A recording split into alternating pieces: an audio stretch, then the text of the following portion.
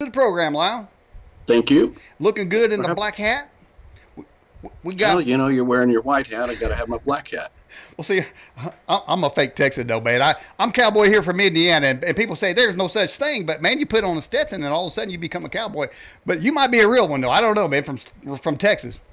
Yeah, I was born in Fort Worth, so I have the lineage, I guess. I mean, I don't live on a ranch or anything, but I've ridden a few horses, so Okay. I'm somewhat Okay. qualified. Okay. Very good. Hey, well, welcome to the Edge Television broadcast, man. We're going to talk a lot about the monsters and stuff. I introduced you as the narrator of the Mothman Point Pleasant video and Boggy Creek Monsters. But how did you? Let's go back in Lyle's life here. What made you start to look into the existence or supposed existence of monsters? Well, it was just something I always, liked, from being a kid. I mean, I just always kind of gravitated toward monsters, whether they were movie monsters or, when I discovered cryptozoology type things, Bigfoot and Loch Ness Monster, I just love those subjects. And at some point when I was young, I saw the movie The Legend of Boggy Creek, which was a movie about alleged sightings of a Sasquatch-like creature in southern Arkansas. And that was a lot closer to home because that was about 3 hours from where I live in Texas. So that kind of just cemented my love and fascination for these things. And I just kind of was a casual reader of it and follower of it. And eventually when I started writing books and articles and things, I just kind of went for that subject because I loved it and ended up writing a book called The Beast of Boggy Creek, which was my first one. And that got published and was well received. So I thought, oh, this is great. This is fun. And I just sort of then kind of really approached it, more full time and wrote more books and then got hooked up with Small Town Monsters with the films and television shows. And it just kind of went from there. Mm-hmm. Well, we were looking for that original, I think, what 1972 Boggy Creek Monster movie.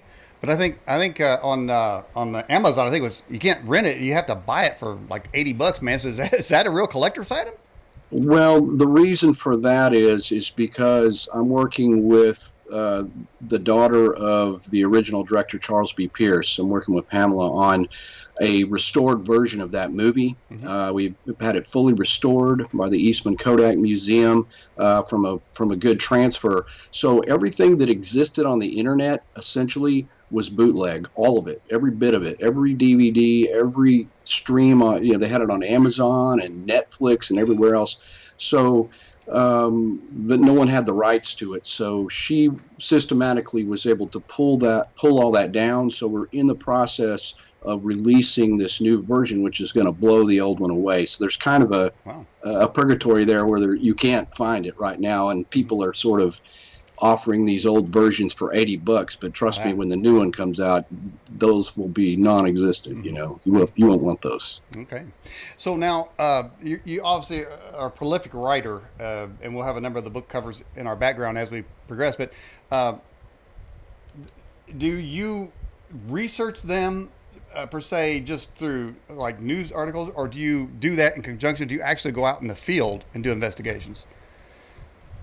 All of it, basically. Research the history of whatever sightings had occurred, which would be collecting the newspaper articles, and also going to the town or the area where it occurred, interviewing witnesses firsthand, and also, going into the field, so to speak, or the woods where this was seen, so that, I can really offer the readers a perspective on what this place looks like, who the people are, and what is the plausibility of all this that we're looking at in that particular case. Mm-hmm. I've heard a number of purported Sasquatch audio howls or screams, and so I've kind of mentally filed them away. And my wife and I went camping, and we're out in the middle of the woods, and there was something out there making that, and I didn't want to hear a noise like I heard with the audio tape, because I'm thinking, okay, I'm projecting, right? I heard that, so I'm going to connect the two mentally. But that gone, man, it was so similar to that. It wasn't a daggone coyote. It was something out there in them woods. Now, Do you suspect, and are you now a believer, or are you still sort of in the research, kind of in the middle there, or are you convinced that such creatures do in fact exist? Well, without having had a sighting where I can definitively say I've seen one of these creatures, I can't say that I believe. I mean, I believe in the possibility, and of course, having interviewed hundreds of people that have had sightings and many credible people, I think there's some possibility, and I've heard those audios, and I've even been in the field and heard some vocalizations of some sort from some animal that I couldn't explain. I mean, I don't know what it was. So, it could be one of these creatures. So I guess time will tell. Mm-hmm. We were talking to somebody today that so they go camping, and it's around the area we do in southern Indiana, which is a lot of a lot of forest down there and a lot of hills and such. But he's one that goes primitive camping, and that's where you are out there in the middle of nowhere, and there's no lights. They don't have campfire or anything going on. And I'm thinking, no way in hell am I going to go out some 5 miles from anywhere, 10, 50 miles from anywhere with in total black. No way. Lyle, would you do it? Well, I've done it, yes. So I have done it. And it seems kind of shocking, but once you're out there in the woods and you're familiar, I grew up hunting with my father, so I kind of had an edge on some of that. But yeah, I've been out there in the middle of nowhere in swamps and forests and mountains, and no campfire, no light, and it can get pretty spooky real fast. Mm-hmm. We have, as I told you in the communications with you, we're streaming on our YouTube channel, our website, and we have our audio live streaming on our TuneIn Radio channel. Now, as far as questions goes, we have a live chat going on, and those questions, people are sending in questions even after speaking. So during our interview process here, Lyle will take some of these questions. Roxy asked a question. Dogman is appearing all over the world. Why?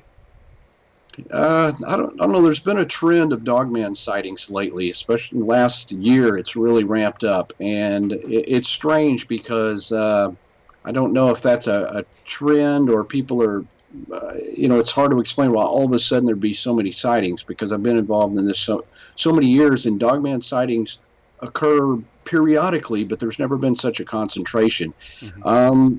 I mean, it could be that, yeah, there's more of these creatures, or they're becoming active or something, or it could be just some sort of a strange,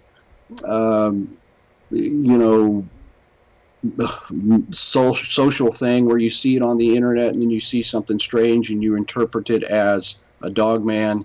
I think I've come across a few where there's what I believe was a Sasquatch sighting, and people kind of interpret that as Dogman. But, I don't know. But all I can say is Dogman's kind of a hot topic and something that people are reporting with frequency now. Mm-hmm. Well, that's interesting. And there are many people that make the claim that there appears to be UFO activity around the presence of Bigfoot or Sasquatch. Now, the amount of UFO activity seems to be increasing. Certainly, the Navy just released the Tic Tac videos, which is pretty much a soft disclosure. I mean, people were waiting for a big announcement, but it didn't come like that. It pretty much came from the Navy in a release of a declassification of videos. But that being the case with the increased UFO activity, now we seem to have increased Bigfoot activity. Is there a correlation, or is it just coincidence? Well, having done this for a while, I don't get a lot of Bigfoot sightings where the witnesses say they've seen a UFO. But that being said, there are some situations where there's UFO activity in the same proximity of Bigfoot sightings, and sometimes that can be kind of a flap where all of a sudden there's a bunch of those sightings. Some famous places like Chestnut Ridge. The new book I just put out called Momo, The Strange Case of the Missouri Monster, had a lot of UFO activity going on at the same time they were seeing this Bigfoot-like creature in Missouri. But essentially nobody really has seen these creatures getting off a craft or something like that. So it's hard to say if they're connected. It could be coincidental. I think people today have their eyes and ears open more than ever about paranormal things. I mean, the internet has sort of bolstered this, fascination for paranormal, and people are paying attention. And I think that's getting us more UFO sightings. It's getting us more Bigfoot or cryptid sightings, ghost sightings. things like that. So hard to say if they're connected, but there's certainly a lot of them. Mm-hmm. Azur out of the live chat says, have you seen any credible video evidence of these monsters? Well, I mean, most of them are, your typical blurry type things, and it's really hard to tell. I mean, it could be one of these creatures, but there's not enough in those videos to say for sure. And we have the Patterson-Gimlin film from 1967, which still stands as kind of the best possible video of one of these creatures. It's held up to scrutiny all these years. But I've seen a few. There's a video from Mississippi that came out several years ago that shows what appears to be a Sasquatch-like creature sitting kind of in a swampy area. That one's pretty compelling. So every once in a while, one comes along where I think, wow, there's something to that. But again, until we get something that's really, really clear, like a National Geographic sequence on film, and even then people probably dismiss it as CGI, but really it's going to take something that's far better to convince mainstream science or anyone else that they're real. And to your point there, well, there is an uptick in video. Certainly everybody has a cell phone now. There's also an uptick on CGI and advanced video software. And so, I certainly don't want to fall in that trap of edited video. Man, I tell you, that's embarrassing for one. They have to be tested. But because that is available, that doesn't mean that needs to be dismissed at all. Don Morgan asked, "Have you ever seen?" Says Lyle, "Have you ever seen a Bigfoot yourself?" No, I haven't. I haven't had a sighting. I've had some incidents of footprints, howls, and things, but I've never visually seen one. Well, we actually, as you know, we were going to have you on earlier, but we went to the Branson UFO. Answering the alien question thing, and in that presentation, George Knapp was there talking about Skinwalker Ranch, and of all the speakers, he was each one were excellent in their categories, but he was absolutely riveting and mesmerizing as he told a story, firsthand accounts of Skinwalker Ranch. And one story, I know you may already know it. Have you researched the Skinwalker Ranch yourself? I've read the book. I don't know. So I don't know what I'm going to. I don't know if what I'm going to say is in the book because I haven't read the book. I only I saw the presentation, heard the story. But evidently, a portal.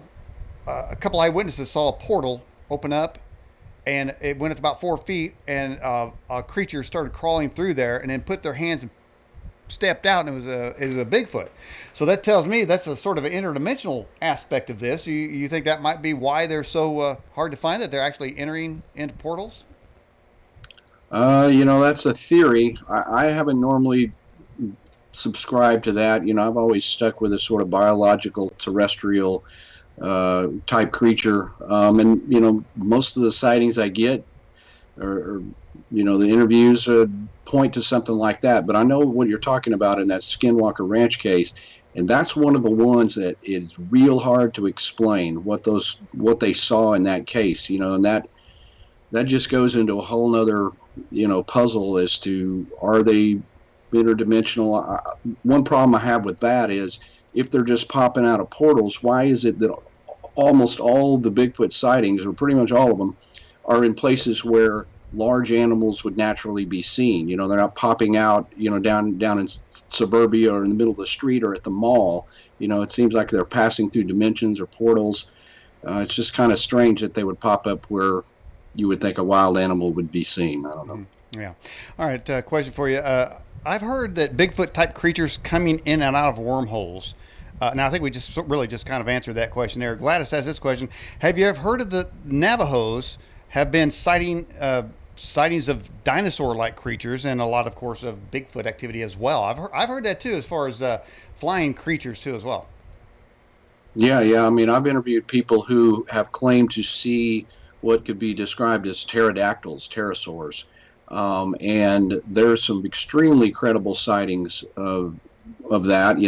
About a year ago, myself and my colleague Ken Gerhardt interviewed two sets of witnesses where in both cases, two people saw this at once, and they described a kind of leathery skinned, large flying reptile that they would describe as a pterodactyl. And there's been sightings like that, and even other sorts of dinosaur type creatures out in Colorado, in the Navajo areas. So, that's another aspect of cryptozoology, are some sort of, extant species of dinosaurs still alive. It's good stuff. It's fun research. Well, along the sort of the flying dinosaurs, we certainly have the I don't know, is it a legend, the Mothman of Point Pleasant? Is that a legend, or is that an actual event?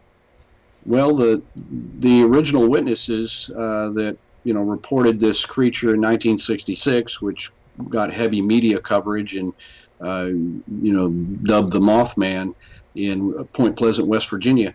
I mean, there's some good, very credible, compelling eyewitness accounts of it. So, it's definitely not just a legend. It's far beyond that.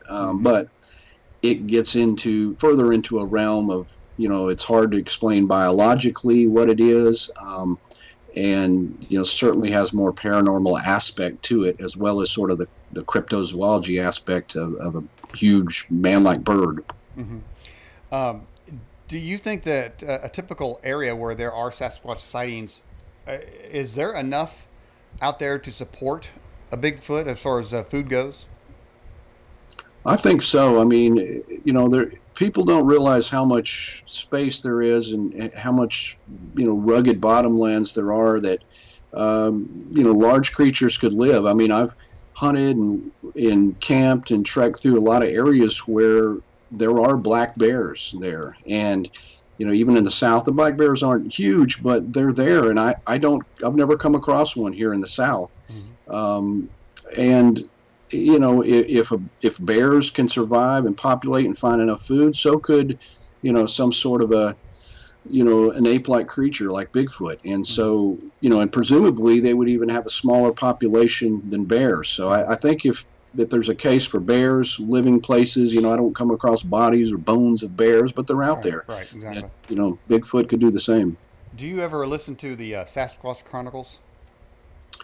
Well, yeah, on occasion I have. Yeah. Well, the sheer number of people that claim to have seen Sasquatch creatures is in the hundreds, maybe 1,000 more or more.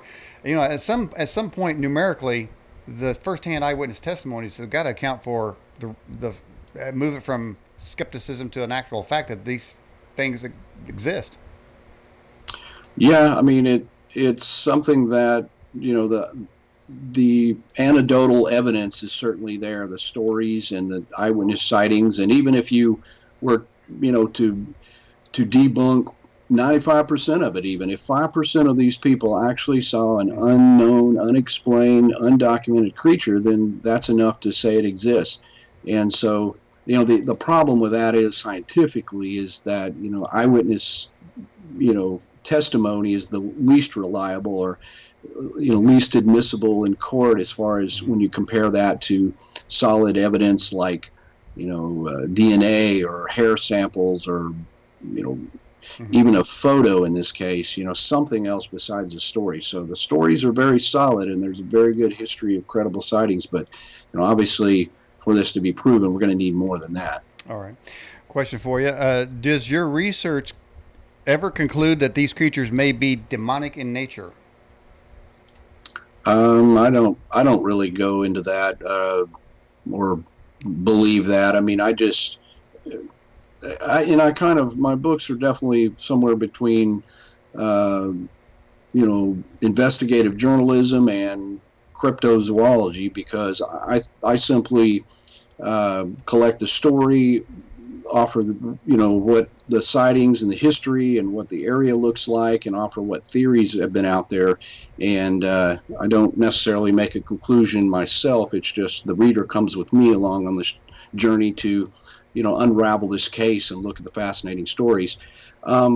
But if it leads to something where people theorize it's a demon, then certainly I address that and try to put that in context with the case. But as far as what I've done so far, there's really never been, any Bigfoot case or anything like that, even in my Lizard Man book where I thought it was a demon. Well, I mean, I guess to come up come up with the conclusion that it might be demonic in nature. You think maybe the creature's head would have to spin and it would spew out green pea looking. So I wouldn't know how you would know if it's demonic or not. I mean, I'll tell you what, there's a whole lot of killers in this world. And they're maybe not demonic, they're just evil, so that type of thing. By the way, let me bring you back up in the full picture again. Somebody commented, said they love your background behind you. They like to see that. Yeah, you got books back there, all kinds of stuff. Let's see if I can rotate a little. I mean, my whole entire office is just full of all kinds of cool stuff. You sure have a time over there. All right, Gladys says, what's the approximate size of the largest cryptoid creature you've ever heard reported? The largest cryptid would be probably Mokilim Bembe, which is a dinosaur-like creature allegedly living in the Congo region of Africa. And this would be similar to a Brontosaurus, a sauropod type, extinct dinosaur, on the size of, larger than a hippo, at least. So that's a pretty big creature right there. And that's one I was really fascinated with that, all along. I've read books on it. It's just to think that there's one of these creatures could be living in the Congo in modern times just kind of blows your mind. But it's very hard to research over there. It's extremely dangerous. The governments in Africa are corrupt, not a place where you can easily just go do research. So that's kind of the largest, cryptid. I mean, I suppose there's lake monsters and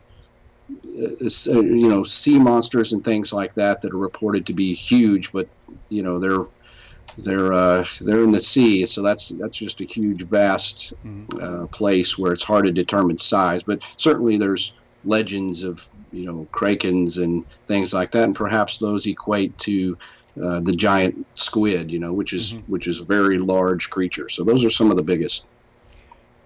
Well, I always say release the Kraken, man. Hey, by the way, somebody wants to know what kind of cowboy hat you got? This came from Mexico.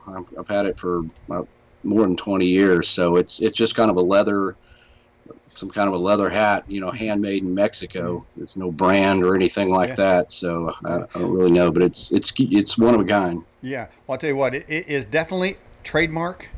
And just a little hat aside, I was at Branson there, and there's 3,000 people there, and the main speaker said, "We see Daniel Ott's hat has arrived." so sometimes the hats take a life of their own there, Lyle. Yeah, they do. I mean, I sometimes I get flack for it, because what's with the hat or whatever. But there's no doubt people recognize it, and I've been a musician most of my life, and that's where the hat kind of came from, was a word on stage. And I thought, well, it works, people recognize it, and so I just wear it and keep it. If I don't have the hat, people tend to say, where's the hat? I better wear it, right? Well, so what is it, a rock band, Ghoultown, is that it? Right. Mm-hmm. What kind of music is it? What kind of music you play? It's kind of a best way to describe it, a cross between Johnny Cash and Rob Zombie. It's kind of a dark Western, psychobilly rock thing. I mean, there's really no category, but I've had that band for quite some time. I played in bands before that, but the band has got a popularity, and we played all over Europe, U.S., wherever. Okay, is it true that everything's bigger in Texas? Oh, absolutely. Are you guys planning on seceding from the Union? Well, we might. There's a lot of hubbub going on in the states. So we at any time we may just secede and do our own thing. Okay. All right. Question came in. Have you spent any time researching giants of the past? Somewhat. That comes into play, obviously, with the question of Bigfoot. I mean, are these giants what we would describe today as Bigfoots? There's been places where these enormous skeletons have been dug up, allegedly, and it's super fascinating. And one of those things that you really could, there's been books written on it. I mean, there's a lot of research and that can be done there. So it's come across my radar just in terms of kind of its connection to Bigfoot, because most of my books have been written basically on that subject. Mm-hmm. Raul asked the question, why are Bigfoot so careful not to be discovered by people? They're not very people friendly, I don't think. Well, maybe they're wise for that. I think they may be onto something, but I don't know.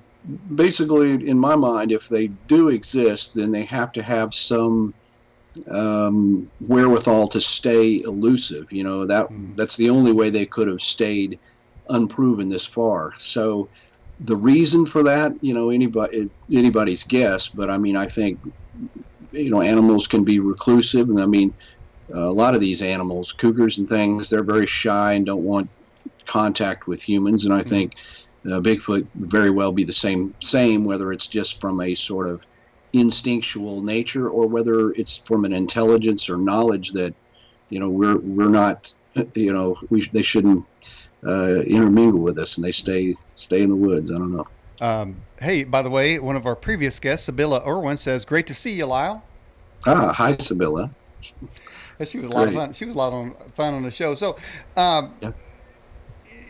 So Bigfoot, he's a private individual. He likes to keep to himself. But there's stories out there, Lyle, that there are actually families of Bigfoot out there. Have you ever come across that in your research?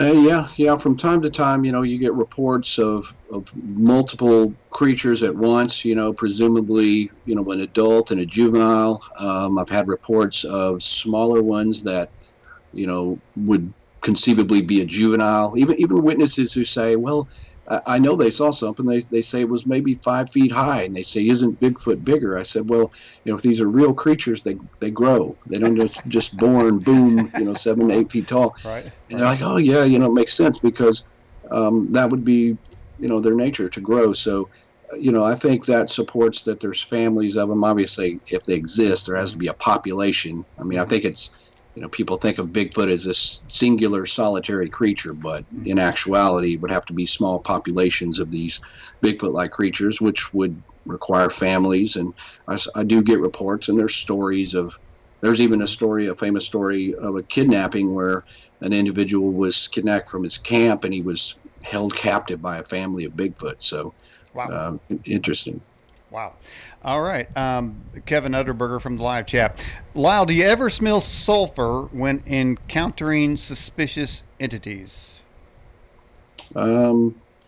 That's something that's reported, but since I've really never seen a suspicious entity, I didn't smell the sulfur. I mean, I've smelled strange things in the woods, which, I wasn't sure of the source, or it was sort of a moving type thing.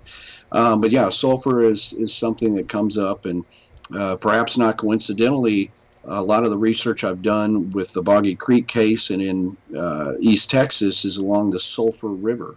And the Sulphur River has a long history of Bigfoot-type sightings, and the Sulphur River connects with Boggy Creek. So sulfur plays a part in some of these, and certainly some of the more stranger paranormal cases where people report really strange entities, a lot of times they've reported that same smell. Mm-hmm. All right, from our questionnaire on our emailed in question, are there any reports of anyone being physically attacked or killed by a Bigfoot? Yes, there have been. They're kind of few and far between. I mean, the vast majority of Bigfoot sightings are those, like across the road, they saw it a couple of seconds, disappeared in the woods. But there's some really kind of disturbing cases where these creatures seem to be aggressive and have tried to pull people out of cars, have tried to get in their houses. Wow. Have had cases where they repeatedly come and around the house, stalking it. And in those cases, it may not represent the whole population of these Bigfoot creatures, but just like any animal or just like any human, each one's going to have its own, temperament and things like that. So I think if one of these individuals is, agitated or its territory is threatened, then certainly they could act with aggression. You mentioned earlier, Lyle, that you're a hunter, you've hunted before. If you were to have an encounter with one that appeared to be aggressive, and let's just say you were packing, would you take a shot? Well, I mean, I suppose if it was attacking me, I mean, I'd have nothing to lose by trying to shoot, but I wouldn't actively try to, shoot one of these creatures. And I think that you would be, unless, depending on what kind of gun you're carrying, you may just piss it off because, Right. These things are huge. And, there's been reports of people shooting at them and it barely phased them. So I'd be, only as a last resort would I shoot at one of these things, because you're liable to, that might backfire on you. Somebody, Barbara Briggs out of our live chat said, Lyle, you might really like going to one of those Gen 6 conferences in Branson. By the way, of course, the last one was answering the alien question. Boy, did they have a lineup of speakers. But one of the fascinating stories we heard was from a ufologist, Chase Klosky, who said that she actually encountered a gray alien in a field. And I don't know if you heard the story. You watched this program last week. I told that story, but their crew had head cams, and all three of them had ended up with missing 8 minutes, and that was the time that the UFO and the alien appeared. So there's some crazy stuff going on out there, and that was firsthand, and it was compelling testimony as well. Have you ever had any reports sightings along the lower Colorado River? Lower Colorado, there have been, yeah. I mean, trying to think if I personally had one.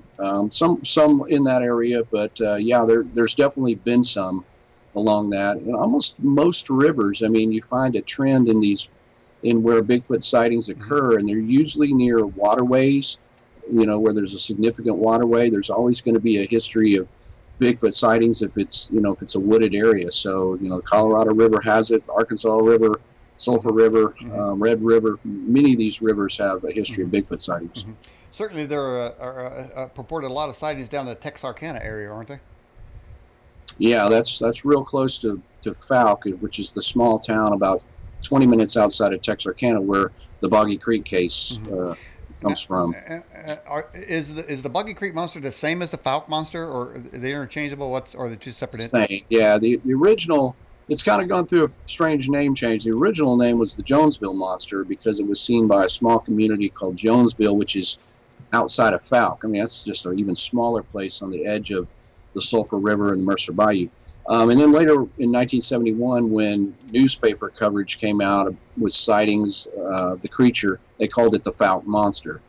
But when the movie The Legend of Boggy Creek was made, then kind of the popular name became the Boggy Creek Monster as a result of the title of the movie. So those Falk Monster, Boggy Creek Monster, all one and the same. But didn't the original movie, though, wasn't that one of the best selling movies out there during that time period? And it wasn't because the story was so compelling and believable?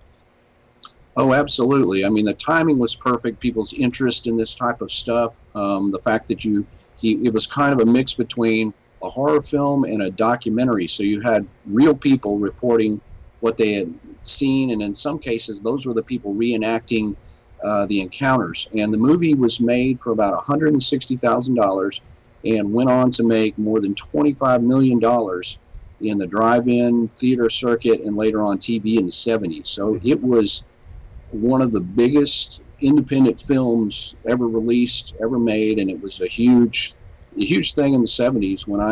When I do a book signing or I'm at a Bigfoot conference or something, you can't believe the number of people that come up to me and say, "Wow, I saw that movie when I was a kid, and it sparked my interest, or it scared the blank out of me."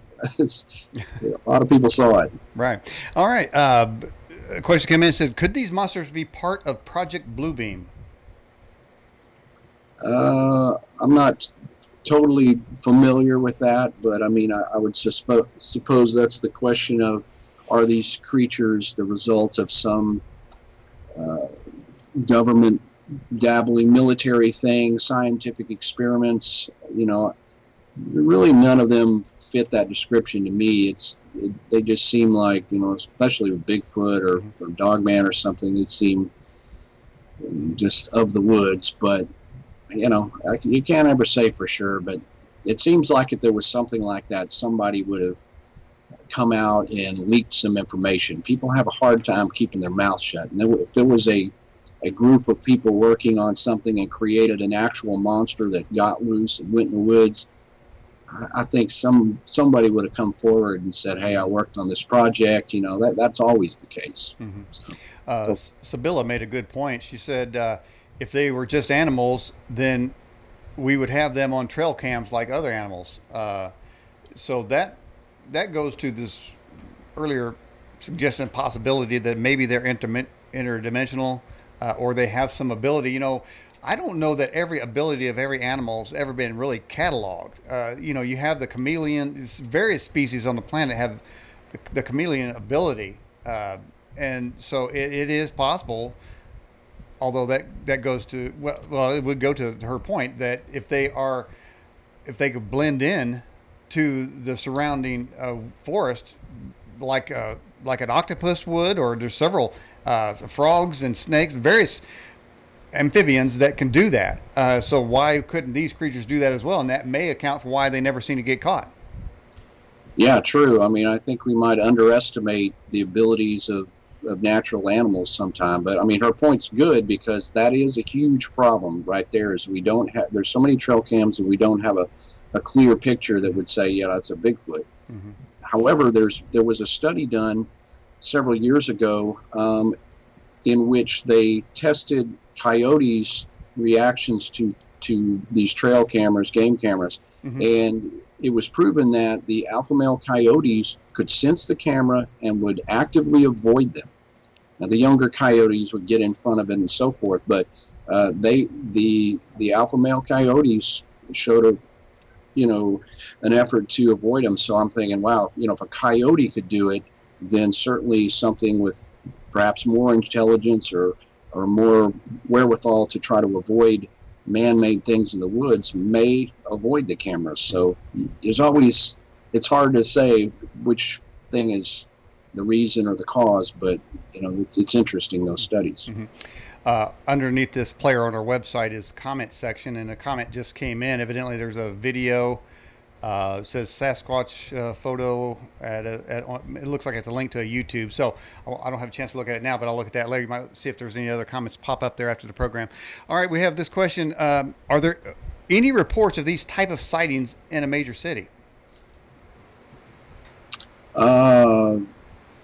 There's a case lately called the Chicago Mothman, in which a Mothman type creature, a flying humanoid of some sort, was reported in the middle of Chicago. That's as big of a city as you can get.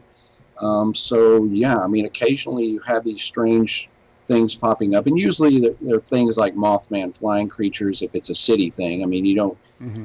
really get any Bigfoot sightings or chupacabra or things like that. But yeah, on occasion there is large cities that will have something, and they're usually flying. There's been large birds reported near San Antonio, Texas.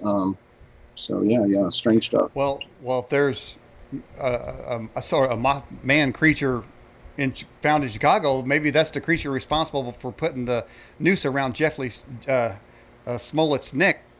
Jesse Smollett's neck. Maybe it was a Bigfoot did that. All right, we have the question. Does he know the goddamn gallows? Is that something you're familiar with? Nope. Don't know that. Well, I'm not sure what that is. I don't know if it's being facetious or what. It says if they are, they're really satanic, whatever those are.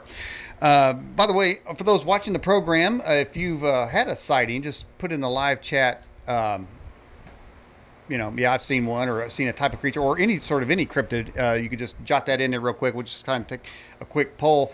I've never seen anything myself, Lyle, but I do, and I have told a story, and because you're a first-time guest, you may not have heard it. But I was in a ghost hunting event in a cemetery years ago, and there was, and I'm not a professional at all. I was just there to see what's going on. Somebody told me there's some really crazy stuff going on, so I went up there, and there's a ghost hunting team there. And so there's maybe 10 people out there, and they're like 2 a.m. and some very large creature comes running down the road in this cemetery, coming right at us, and it was big and it was heavy. You could tell by the crunching of the gravel rock. It scared the crap out of all of us. We all went into the center of the cemetery, but something was running. And I've heard that story several times from other people that claim they've heard not necessarily Bigfoot, but some type of creature, large creature, either crashing through the woods or running down a road in a dark place or a lonely place. So, I don't know if they're always Bigfoot. There could be other entities entering into our dimension.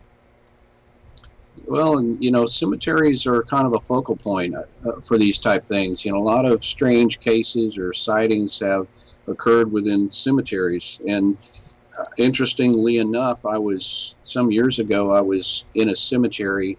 I'd done some ghost investigations early on, and I was in this old cemetery in the middle of the woods, and I was at the far back end of it, and there was a chain link fence there.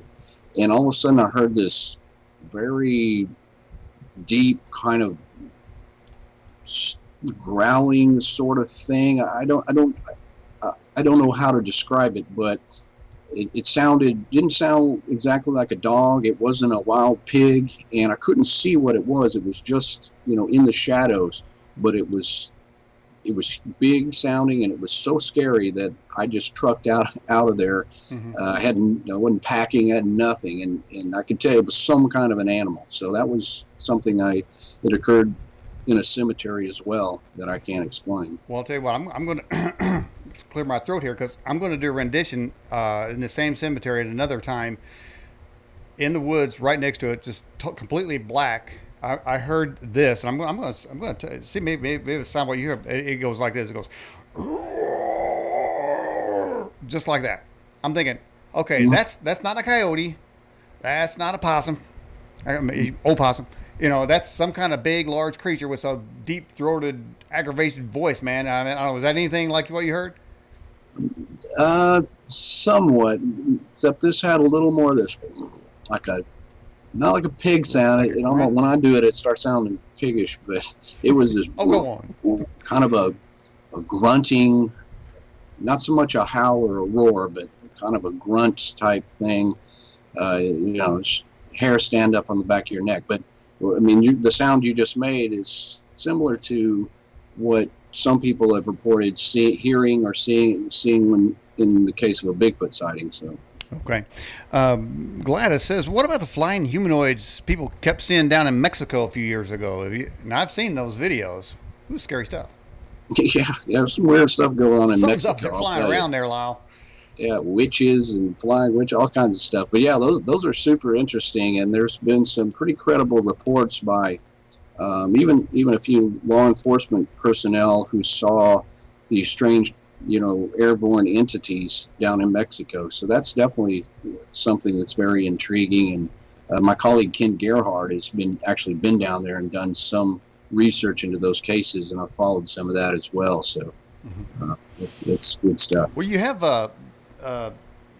Boggy Creek, and you have Beyond Boggy Creek. Is that an updated version? No, Beyond Boggy Creek. Basically, the premise that the legend of Boggy Creek is kind of the most famous southern Sasquatch case. Beyond Boggy Creek operates under the premise that there's been sightings all over the Deep South, and that there's a long history of Bigfoot sightings. So that's called In Search of the Southern Sasquatch, in which I talk about the history of Bigfoot sightings in roughly 10 states, making up the Deep South. Everything but Boggy Creek, basically, but it does have a few updated sightings in the Boggy Creek area within that book, so they're kind of companions to each other. All right. Question a minute: has any creatures been reported in Australia or New Zealand? Australia area, the cryptid known as the Tasmanian tiger or the thylacine, which is not. It's an animal that did live. I mean, it's something that has been allegedly gone extinct, yet we still have sightings which lead us to question whether they're all extinct. And that occurs oftentimes in the Australia area. New Zealand, you have, I'm not too familiar with sightings in New Zealand, but I'm sure there's something. Lyle, I've been doing this program since 2004, over 800 something shows, and my conclusion is that this world is vastly more complicated than we think that it is. We're kind of told that it's this way, it's mundane type of what you see is what it is, and that's it, and don't ask no question type of thing. But there's much more diversity, should I use that word, in beings that inhabit this planet. And there's just no doubt about it, as we said or talked about earlier in the first hour, that the sheer number of something, even if 5% is are correct, 95% are making stuff up, there's still 5%. But it even takes less than that for something to be real. And you could apply that to angelic visitations or demonic visitations or UFOs or Bigfoot or Dogman. At some point, the sheer number, the numerical value, moves it from conspiracy to existing, I would think, at some point, wouldn't you?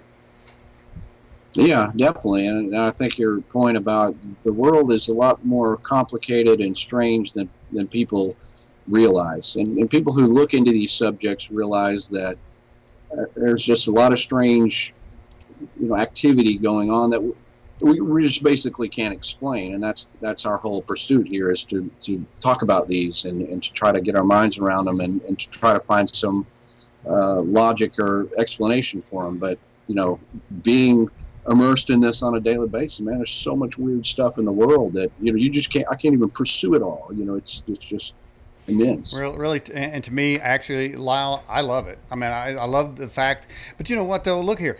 For 50 years, everyone who said they saw a UFO was ridiculed. So anytime somebody said, "Well, I saw a Bigfoot," that's still going on. I think there's less of that now, but it's a pre-programmed, it's a societal programming of people to react that way toward anybody who suggests there's something other than the natural world out there, because that takes them out of control. They don't like that. The system does not like to not be in control.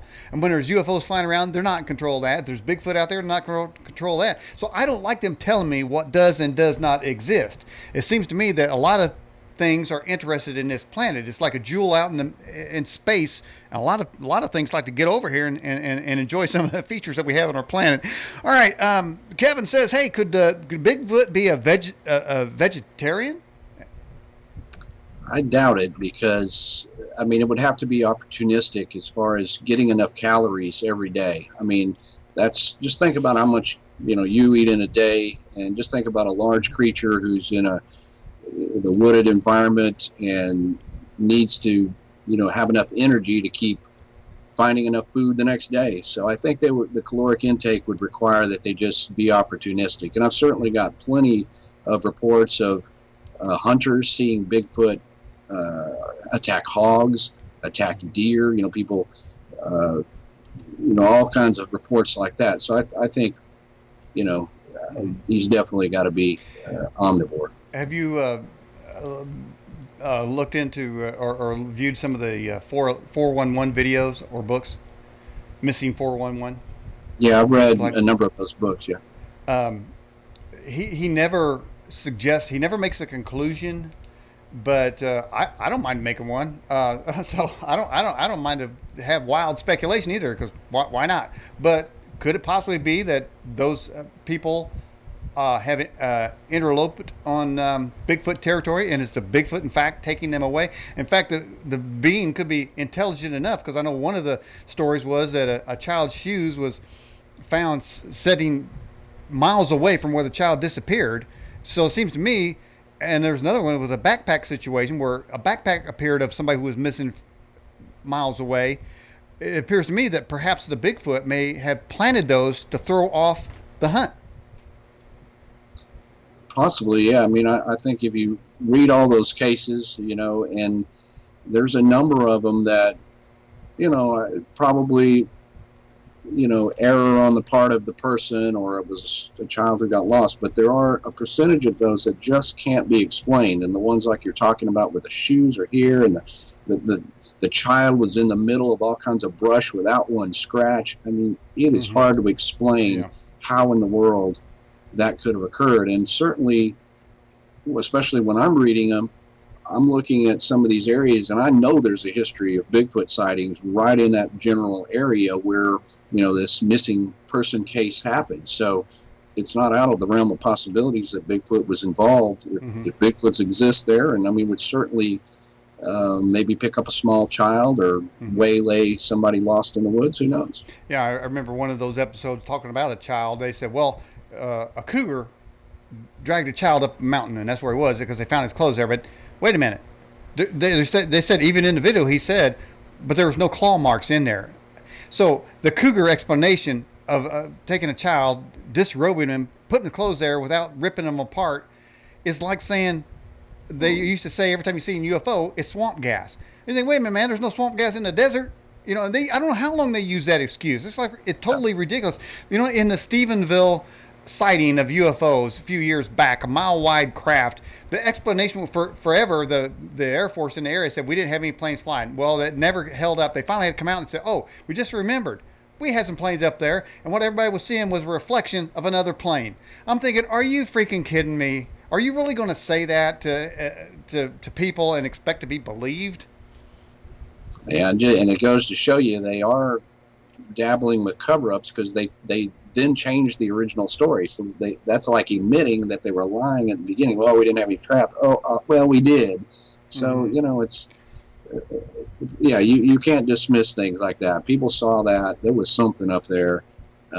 These strange cases, you know, cougars and what have you, just doesn't account for the details, you know, that they discover. So strange stuff going on. Now, this question came in. It says, have you ever spoken to a game warden about these creatures? That's from Roxy. Yes. A couple of times I've conversed with game wardens who, you know, one of them seemed to just, he entertained the subject, but, you know, you could tell he didn't put any value or stock in it, didn't believe that there could be any of these Bigfoot creatures in this area. And then another one who basically off record said, you know, we've gotten some weird calls and, you know, they tell us to ignore those or just dismiss them and don't talk about them. But he said, I kind of would follow up in my own spare time and said that, you know, he believed that, you know, whatever the person was reporting or that, you know, believed in the possibility that these creatures existed in the area in question. So, yeah, I've talked to game wardens, and you always get the various reactions from them. Yeah. Speaking of wardens and such, back to one of my adventures in the old graveyard there, a county mountie come up there to the graveyard, and I thought, crap, man. I was with my sons, and I thought, oh, we're going to get arrested for, I'm going to get arrested for contributing to the delinquency of a minor, man. But he comes up there with his squad car, comes up there, and he gets out and he says, "Did y'all see anything?" And I go, "Yeah." He goes, "I've seen a lot of stuff up here, man." And so that was first, you know, he said he saw so many things there. He brought his wife and child up there, said, "You not even believe what's going on." So, you know, it's like there are things that's happening out there that need to be investigated. And I don't know why there's such resistance to, I don't know, I don't want to say legitimate investigators or whatever, or university level type things. It's people like us got to get out there and find this stuff for ourselves, because they're not going to tell us. They're always about hiding the truth. And I think it's just a matter of control. It pisses me off, Lyle.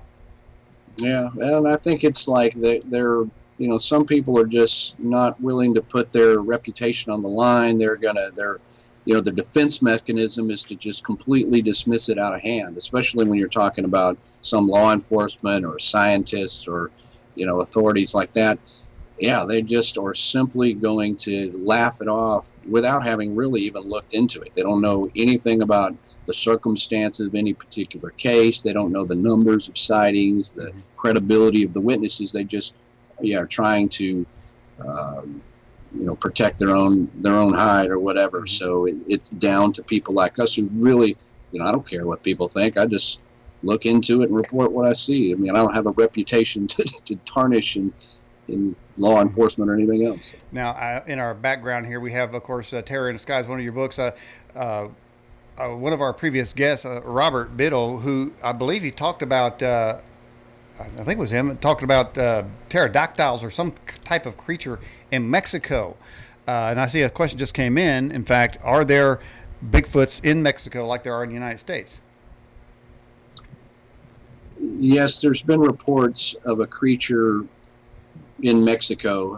It doesn't, to me, it doesn't have the extensive history or the credibility that you find in some of the forests more north in the American continent. Mm-hmm. But yeah, almost anywhere you can almost find some sort of history of a Bigfoot-like creature, whether it's the large kind or a diminutive-like smaller version, orang pendek in Sumatra, for example, or the smaller ones that are reported in South America. So yeah, Bigfoot's been reported in Mexico, but not a huge history. Yeah.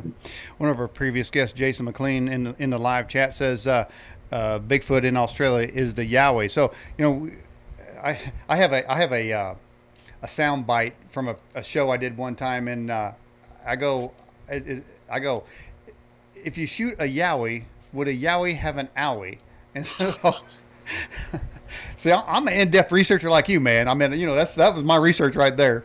So yeah, well, it's a question to ponder, definitely. And as people know, the Yowie is the Australian Bigfoot. And now, in fact, Lyle, the guest said, I think you just might piss them off. Now, you just said that earlier, that if you're going to take a shot at one of these guys, you better be packing something, maybe a copper bullet, some kind of specialized, I don't know, maybe salt pellets, some kind of thing, a crucifix or something. Yeah. If I was carrying a 38 or even a 357, I mean, I don't know. You'd have to get a center shot and be lucky. Else, they're the apex predator right there in that case. If it's you against them, mano y mano. So yeah, you got to be careful. Tell you what, I'll be throwing some holy water at them and see if they start smoking. All right. 245 Troxon says, are there sightings in Texas? Oh, absolutely. Yeah. Is that a hotbed? Is Texas a hotbed of Sasquatch activity? It actually is. And, people kind of think of Texas as being kind of flat and dry and like ranches and, John Wayne movie, but Texas is huge. So you do have, on the far west, you have what looks like a desert in the El Paso area. But on the far east, you have the piney woods, which is very heavily, thickly wooded pine forest that a lot of it is in the very eastern portion is very swampy. I mean, you're getting close to Louisiana. So within that realm, the big thicket, the piney woods, Sam Houston National Forest, you have just a long history of credible Bigfoot sightings. So Texas is definitely a hot area. Mm-hmm. The native Indians seem to always have stories about Bigfoot type of creatures. I know that around the Skinwalker Ranch, there's a Indian reservation, and they claim a lot of paranormal activity. But it just seems that, and of course at that ranch was also dogmen, Bigfoot, UFOs. It was like a freaking cornucopia of freaks. But the sheer amount of entities that were categorized there by, legitimate, highly funded operations with all sorts of equipment documented that these things are there. In fact, now the ranch is locked down. Somebody bought it, and you can't even find out the owner of it is undisclosed. So they're hiding something there. But right there is sort of what I would call a thin place, a place where these entities come. I'm wondering, are forests in general by nature a thin place, and that's why they inhabit them? Well, I guess if you presume that what we see at Skinwalker Ranch is something of that nature, and John Keel talked a lot about that in his books, these areas where paranormal activity of all sorts was happening, that, I suppose a forest could be a similar type situation where you would see multiple types of creatures and phenomenon. You certainly see the orbs and the lights. I mentioned the big thicket a while ago when talking about Texas. That's a very heavily forested area, swampy area in East Texas, and you have a long history of sightings of an ape-like creature. And you also have what's known as the Bragg Road lights, which are absolutely not swamp gas. They're not car headlights. They're just unexplainable orbs of light that seemingly move of their own volition. And so, that's a forest, and you got multiple types of activity. So who knows? The explanation for these things is is still trying. We're still trying to figure it out, but that could be. Now, Point Pleasant, that's a small town, but was that in the middle of a forest? I mean, it seems to me like this creature got out of the forest and flying down the road.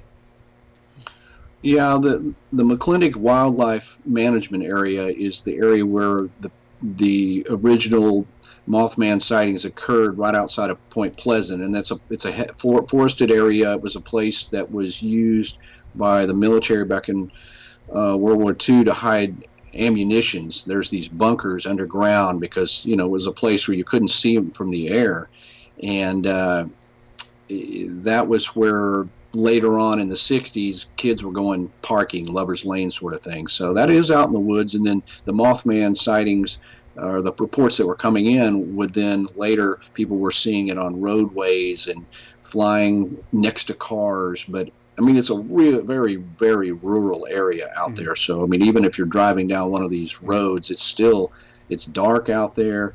I mean, it's a rural road, and still, though maybe not heavily forested, it's still remote. Well, I'm not here to highlight the Sasquatch Chronicles. There was a funny one there where, I don't know if you heard it, but this guy's talking about, he said, well, I saw this female Bigfoot, and I could see he goes, I could see the outline of her breast, and it was very supple, and I really felt like I was attracted to her, and I really kind of wondered. I mean, it's like I'm thinking, wow, man, we're going erotic here with the Bigfoot now. So, I mean, I don't know if he knew he was doing that, but he's making a case to bang one. So I'm saying, has there been reported? We laugh. He's wanting to bang him, man. Come on, he couldn't help it. They're not going to say I have a headache. They're going to go all night. But I'm just saying. Did I just say that? Has there been any reported evidence of human, man, female Bigfoot, or Bigfoot male and human female? I don't know. I got you. Interesting question. Yeah, I'm trying to think of stories. They're along those lines. I'm sure there is one. I can't think of offhand. I mean, a lot of the original Native American legends from the Pacific Northwest, involved kidnapping of women and children. I mean, it was very weird stuff going on with those original reports of Bigfoot in that area, Sasquatch, what do you want? But I can't think of one offhand where somebody, a woman or a man was reporting the Bigfoot was making romantic, advancements on them. It can happen, Lyle. Okay, it can happen. All things are possible. Well, that's what we're saying here. So here's a question again from Rox. It says, have any reports of Bigfoot and Dogman running together? No, I don't know of any offhand, but you occasionally get the Bigfoot with the sidekick of the coyote or something. I mean, Dogman seems to roam alone. I think he's spooky and nobody wants to hang out with him. But I don't like him. I don't know of any sightings where Bigfoot and Dogman were hanging out together. I think the Sasquatch actually is referred to as species 7. Have you heard that? No, I'm not familiar with that. Okay. All right. And I think we asked the question, I see this question come in, Raul, the question if Bigfoot ever killed anybody. I think one of the stories I remember, one of the earliest in American history was like maybe the first Bigfoot ever, but a preacher was riding down a road, and then I guess Bigfoot came out there and I think spooked his horse and took him out. I think the story is that he was at their camp. So that kind of goes to where you said earlier that there are reports that people have been either raised by them or in their camp of some sort. Yeah, that sounds similar to the story. It was an old story that was recorded by Theodore Roosevelt of a couple of hunters who were in an encampment, and something happened there. Some kind of a strange, hairy man-like creature killed one of those guys. So that's one of the early Bigfoot stories. And while the witness didn't see this, as sort of circumstantial, and it, of course, at that way back in the 1800s, nobody was thinking Bigfoot. I mean, there was no concept or name or anything like that. It was just something strange. But if you look at that story now, written by Roosevelt, it very much looks like a Bigfoot story. And in this case, there was somebody died. So yeah, that's one of those freaky ones. Yeah, Sibylla just wrote in the live chat, said there have been cases of female Bigfoot interested in men. There is also creatures called the incubus and succubus in demonic terms, and these type of entities have sex with men and women at night. And now it gets into National Enquirer stuff, but there are serious reports of people. In fact, I think even some Hollywood bimbo says somewhere she likes to have sex with demons or something, and enjoys it. I don't know, of course that's Holly weird anyway, so I always take that with a grain of salt. But so there are human Bigfoot interactions that have been categorized. But the thing you mentioned about the Bigfoot being killed, it seems with the stories of the giants is the bones that keep getting found. Every time there's giant bones found, the Smithsonian runs out there, grabs them, say, hey, we just want to check them out, and they're never seen again. So I'm just wondering. And then there is something called that's been identified as UFO retrieval forces in the military. That when one comes down, they just run out there. They have a whole system to get and crash UFOs. I'm just wondering if there is something similar to Bigfoot. And when a Bigfoot is killed or purported to be killed or a sighting, that there's some sort of Bigfoot retrieval operation from the government to go snag them out of there. Well, I mean, that's certainly a theory. I mean, there's some stories where individuals have claimed to have, proof of Bigfoot, and then suddenly, quote unquote, the men in black show up, and the government takes all their cameras and laptops and anything, the body and everything else, and then, never seen from again. So those are, obviously in the land of conspiracy theories, and where you have conspiracies in terms of other paranormal things like covering up UFOs, you definitely have them in the world of Bigfoot as well, but no way to prove or disprove. And, people believe that the Smithsonian contains bones that could prove this case. I don't know why they would necessarily hide it. I mean, that's an agenda, possibly, or just rumors. I don't know, until we could get a hold of some of those to be able to really prove it or disprove. Well, I've always heard that is one of the reasons they do that is because there's, biblically speaking, many stories of giants in the Bible, and I think there's even something called the Book of Giants. And so I think I've heard people say that the last thing the government wants is for people to believe in that book. And so if they take the evidence away, they say this never existed. That's just a fairy tale. That's just swamp gas bones, man, of a giant. That's all it is. It's just people's imaginations, that type of thing. So, again, that goes back to to ruining the credibility of anybody that finds these things or that spotted a Bigfoot.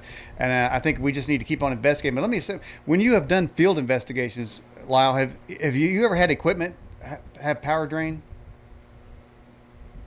Well, I mean, it seems like I'm always forgetting to charge up something. I mean, in this world, we got so many gadgets. But I mean, as far as any kind of weird malfunctions where I believed it was the result of some entity or paranormal activity, I don't think so. I mean, so on occasion there has been an audio that I was trying to capture, and I didn't get it turned on in time or stuff. I think that was in the heat of the moment, the user error. But nothing weird like that has happened to me. So it could be sometimes maybe people ascribe human error to that.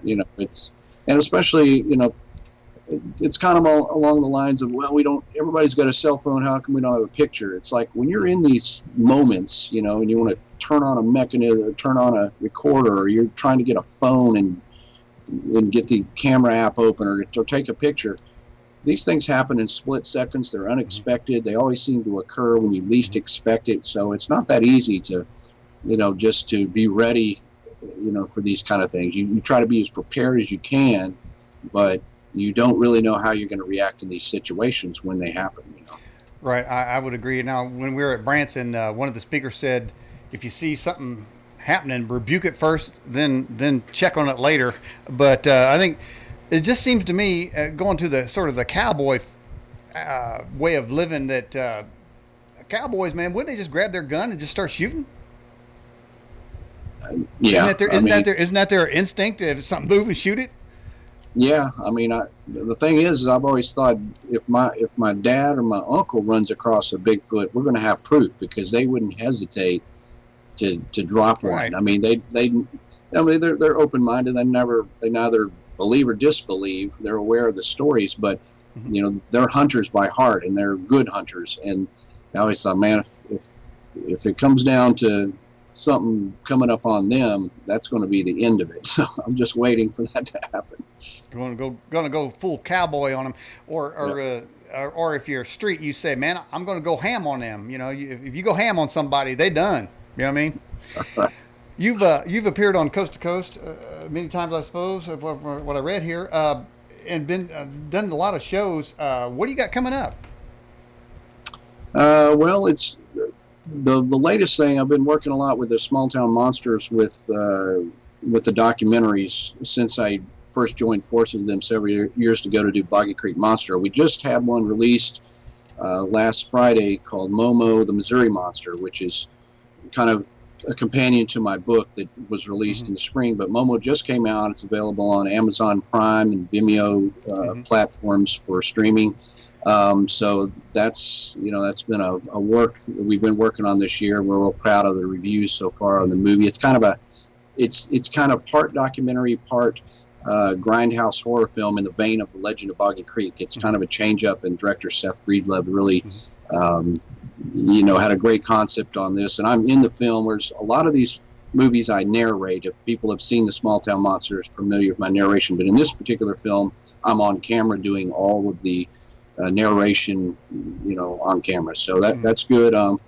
Coming up, I've got a lot of appearances at various conferences. Texas Bigfoot Conference coming up in October, and next weekend I'll be at the Alabama Bigfoot Conference, which is the first time I've been out there. There's so many of these great Bigfoot conferences going on, and just working on a new book. I'm always usually, got something going as far as working on a book or a film or an album or something. So I'm currently trying to get ahead on a book I'm working on.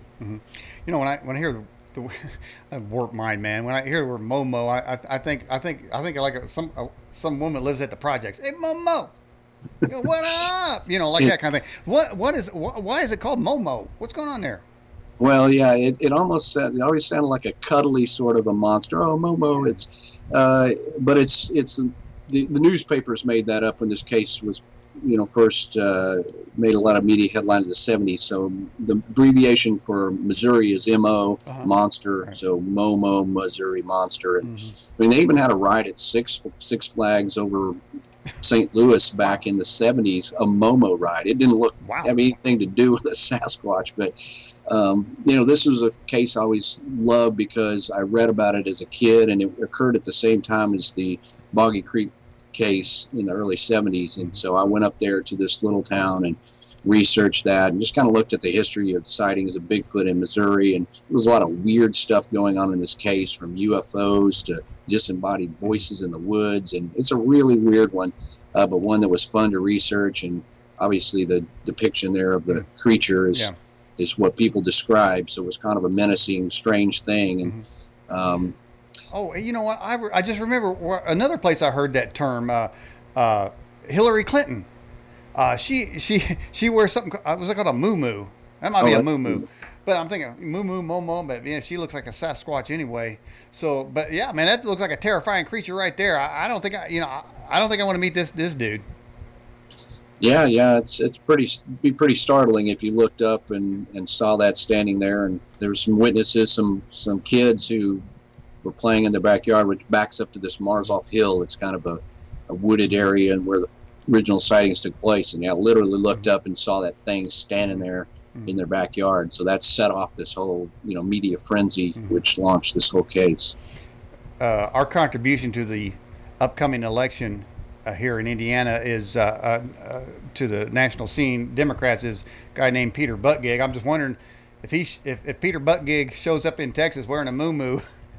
What do you Texans think about that, man? Oh man, Some man we shows don't up in a take too movie. kindly. We don't take too kindly to that. Okay. You never know where this program goes. What goes into mine is anyway. I mean, I get thoughts. This hat thoughts like attracted. I don't know. Here's a question: Why do Bigfoot's eyes always seem to glow red? Well, that has to do with the bioluminescence theorized to accompany the eye shine. So it just depends on a lot of this can depend on the angle in which the light hits the retina and the way that's reflected off of the back of the eye. So if they turn slightly, it could be yellow or another color. But red is, I don't know, typically, I've never done any research to see like which color is more prominent, but red is definitely one that people report quite a bit and is an eye shine that is associated with Bigfoot. My wife and I were in a creek. Now, do you guys say creek or creek? Yeah, I hear it both ways. I say creek, but some old timers here that say crick. All right. Well, we're in the creek. We were looking for crystals, man, and it was getting toward dusk, and we're in the middle of the stream there, and we look at the bank, and it starts to light up, man. It starts twinkling, and we're thinking, got it, man! Gems everywhere. The whole bank was covered with these little twinkles. And so, man, we said, let's go over there and collect these things, man, because the light was hitting them, and I thought we were going to be rich. And we went over there, man, they were spider eyes. Oh, yeah, I've seen those. Didn't get rich from that. No. Got scared. It's spooky when somebody's in the woods with you, and they go, oh, look at those. You're like, you know what those are? They're spider's eyes. And there's a term that my wife hates called a drop down. Okay, a drop down, the spider comes down. She don't like that very well, so I'm always trying to protect her from that. Yeah. Don't want to drop down coming down on you. All right, so listen, we're getting near the end of the broadcast. We talked about well, wait a minute, we still got the Bray Road Beast, man. What's going on with that creature? Well, that's kind of the most iconic of the Dogman cases. The Bray Road Beast, which was originally researched by author Linda Godfrey, who lives up in that area, but that's in the Elkhorn, Wisconsin area, and the creature in question was seen starting in like the 1980s and on into the 90s, and there was a lot of significant sightings of basically a werewolf-looking type, bipedal canid creature there, and there was so many reports that the animal control officer there had a file labeled werewolf. I mean, literally a manila file which is cool. I mean, but that was one of the movies that I worked on with Small Town Monsters, directed by Seth Breedlove, and that talks about just that whole Dogman case. I think you can stream that right now on really Amazon Prime. I mean, you can look them if you search Lyle Blackburn on Amazon. You can see all the movies, but I think that one's you just play it right on Prime. So check those out. Yeah, we did do that, man. We searched you on Amazon, dude. Stalking you, man. We're stalking you. So, all right, listen, we're getting near the end of the broadcast. Lyle, anything else you'd like to say? Upcoming events, books coming up, anything you'd like to say? It's your time. Go ahead. Yeah, no, if I'm hitting an event, and definitely come out and say hi. You can check my website, lyleblackburn.com, and it's got a list of where I'll be throughout the rest of the fall, and coming up in the spring I'll be out there as well. So it's always fun to come to these and talk to like-minded individuals. Like you're talking about going to Branson, they're super fun. And other than that, I'll be kind of after that kind of hold up working on this book. I've done a lot of research over the years that's going into this one. It's literally been about probably 4 or 5 years of slowly gathering up this information. So that'll probably see the light of day probably at best next spring or probably early summer. So so that's what's coming up, and appreciate you having me on the show. Okay, what was this interview what you expected? I didn't really know what to expect, but it's fun and very, very well done. So I've had a good time. I mean, I see the white hat and stuff. I'm like, I got to be on this guy's show. There's no question about it. This is awesome. Right. All right, Lyle Blackburn, I appreciate you coming on the program. Can we have you on again sometime? Absolutely. Okay, man. I appreciate you coming on. Stay safe in Texas. Yeah, and thanks for everybody writing in the questions. All right. See you. All right. Bye-bye. All right, everybody.